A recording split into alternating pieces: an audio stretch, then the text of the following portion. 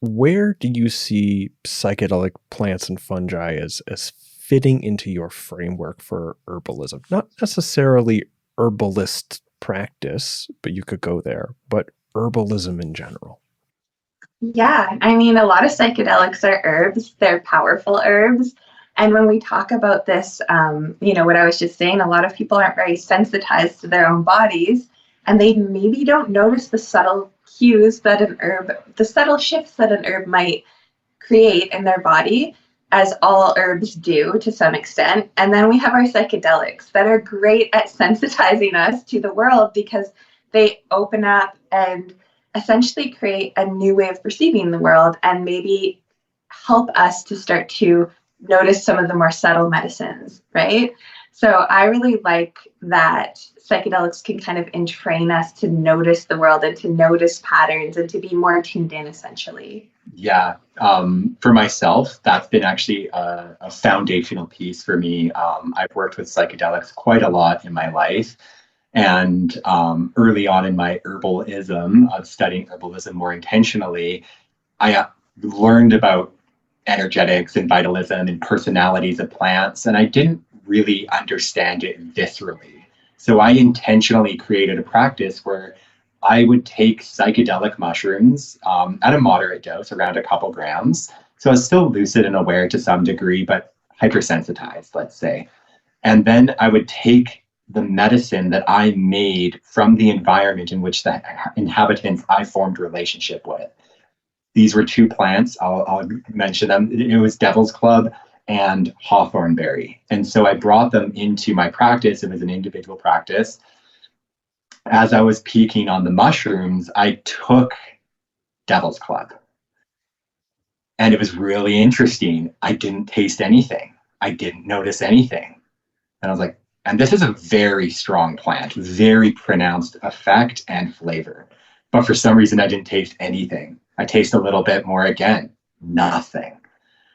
Taste it again. And then I started having this loop of like, oh my gosh, is herbalism even real? Are herbs even real? Are they actually having any effect at all? Or is this all in my mind? And I was like, hey, wait a second. I'm going to keep taking this herb till I notice something. So for me, I took a few more milliliters, and then all of a sudden, I felt the presence of a plant overcome me. My spine elongated. I sat very high, strong, and tall. And then I felt this like empathy, or this like felt sense of the plant itself. I was an embodiment of the plant. I had the spines on my exterior. But for those of you who've worked with Devil's Club, there's this white, pure, soft interior wood, this pith. And it was myself. I felt this deep vulnerability and tenderness within myself. And that the Devil's Club message for me was that you can sit up strong and tall and remain vulnerable in your emotions and in your experience in the world, as well as having strong boundaries to determine what is allowed in and out to influence you. But you can be vulnerable and tender within that.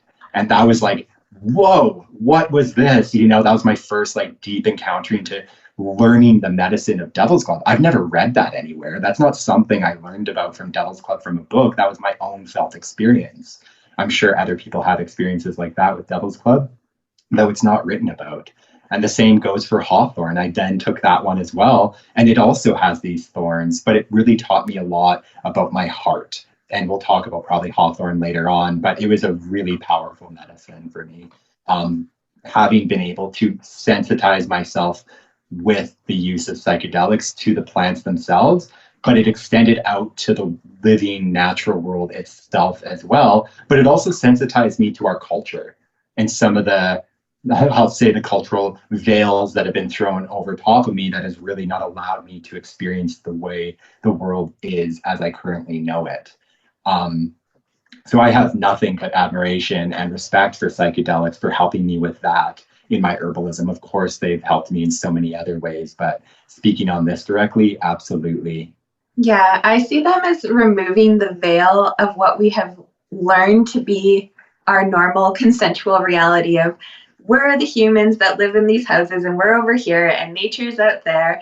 And then when you take mushrooms, it's like, I think I am nature. I kind of want to go and lay in the grass and like become the grass. Like it all of a sudden melts that veil or that story, and just kind of brings us down into maybe a different version of reality, which is this animistic lens of we are all one, we're all connected. That tree is breathing the same air that I am. Like it just these again these patterns and this recognition of oneness kind of unfolds. So I think that they're a really beautiful entry point for some people to herbalism, but also herbalism can, other kinds of herbs can lead people towards psychedelics. So it goes both ways.